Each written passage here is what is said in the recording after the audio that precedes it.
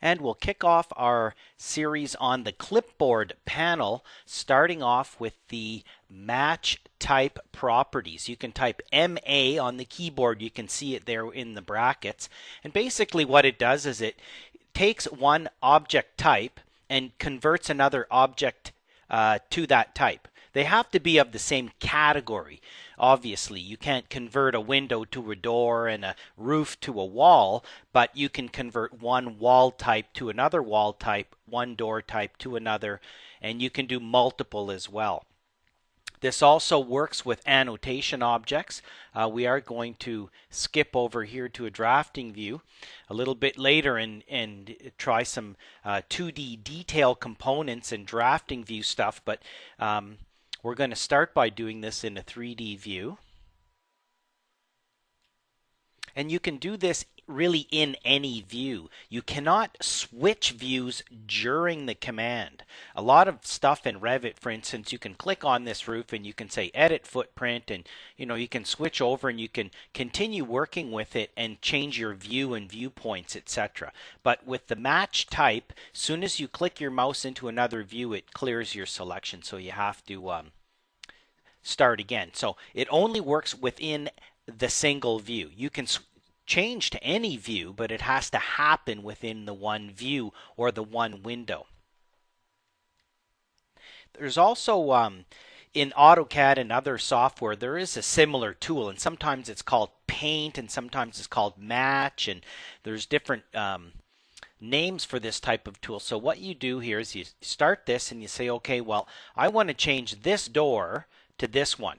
So you start your tool over here, and when you start it, you'll notice that your mouse has a little paintbrush, which is why a lot of people call it paint, and it's empty, it's white. So as soon as you pick this, it fills up the paintbrush. It's now dark, and now I can go paint, paint, paint, and I can continue going as often as I want.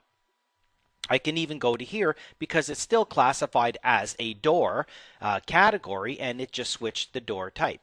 Clicking out right now clears my selection, lets me start over again. I don't have to restart the command. Then I can pick a window and convert these windows to that type of window.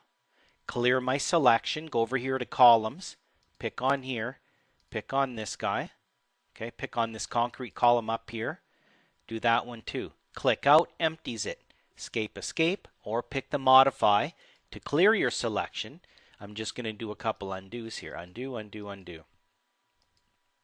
Okay, so just kind of undo those back, and we'll try something else. So now when you use your match type between windows and doors and walls and columns and stuff, there is a little bit of properties that get also taken across, because you can see this wall, if I pick on here, it says this is wall type basic, wall generic, and it is a 140 millimeter masonry. Click out. So that's the type. If you click on here, you can see that's the type. So that's really what you're doing. But walls also have some properties. The top of the wall, the bottom of the wall, whether they're attached to a roof or a floor or something, and that actually starts to come into play. So let's just point something out with windows to start with on that note. So we go up here and we say match type. We pick this window over here, click, and then we pick this window, click. So what happens is, if we click out, it changes the window, but you'll notice that it goes up, and that's because it is being retaining the sill height. Okay, if I undo that, watch what happens to the window. It gets smaller and the sill height is being maintained. Okay, so if I take this door, I can shift and nudge that door up onto there. If I use my paint and go from here to here, the door is going to retain the sill height, which is more or less what you expect. But with walls, it's a little bit different. Okay, escape, escape. Let's take this wall here, that's this wall over here. Let's pick on it and see what it is. It's a generic 200 millimeter wall. It's going from base offset, it's going from 661 above level 1, which is just over 2 feet, up to level 2 with no offset. Okay, if we pick on this wall, it's the same wall type, so let's even change this to be a different wall type. Okay, note the properties. Okay, the top is up to level 4 minus this. We'll take the bottom and say level 2. Let's say level 2 plus 100 millimeters right in here.